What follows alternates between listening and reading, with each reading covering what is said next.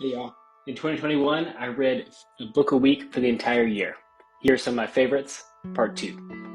Okay, so number one is How to Think Like a Roman Emperor by Donald Robertson. This book is written by a psychotherapist who specializes in CBT, cognitive behavioral therapy, but it's him writing about how Stoic philosophy relates to CBT. I think this is really interesting because so much of modern day psychotherapy comes from ancient wisdom practices, like Stoic philosophy, for example. And in this book, Robertson does a great job of not only underlining exactly how Stoic philosophy works, but also how it relates to CBT and how you can use the same principles that guide CBT therapy in your own life by using some of the tenets of Stoic philosophy.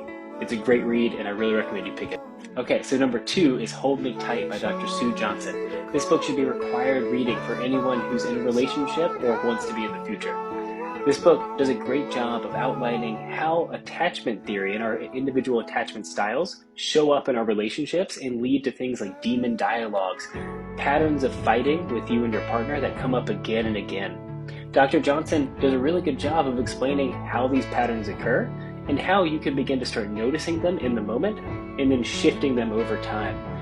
I think this should be required reading because it helps anyone who's in a relationship build a better way of communicating with their partner, and anybody who wants to be in a relationship should know their attachment style going in and how it might conflict with their soon-to-be partners. Okay, so number three is Joy on Demand by Chade Tong. So this book does a really good job of explaining mindfulness for beginners, and it does it by approaching it from a happiness angle.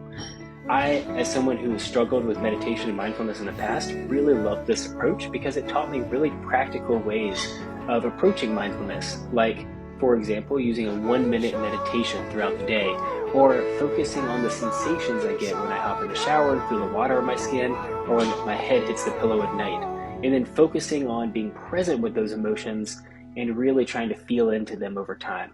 This really helped me build up a more regular meditation and mindfulness practice, and I think that's something that everyone can benefit from, and this book really helped me do it. That's it. Thank you so much, and I hope you enjoy these books.